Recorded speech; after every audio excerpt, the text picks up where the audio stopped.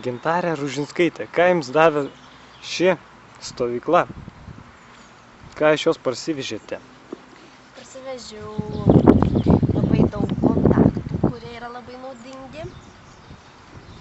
Parsivežiau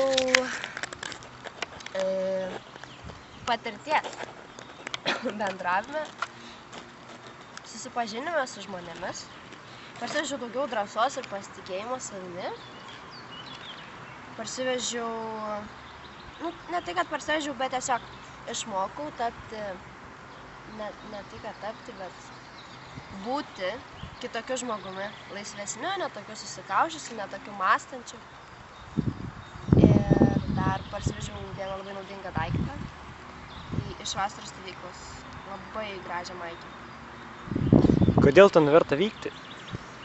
Į stovyklą nėra jokių priežasčių, kodėl ten nebūtų verta vykti. Galbūt didelė kaina visus atbaido? Bet ta kaina yra verta to, ką ten gauni. Nes šitoj stovykloje, visų pirma, tai yra pats geriausias laikas tiek vasarą būna, tiek žiemą, tai praleista stovykloje.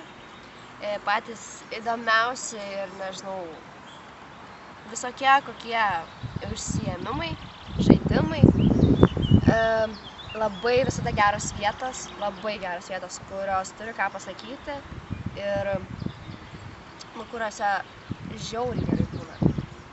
Ir tiesiog, net nežinau, šita stovykla tai yra milijoną kartų geresnė už visas likusias kartu sudėjus ir naudingesnė. Tai va.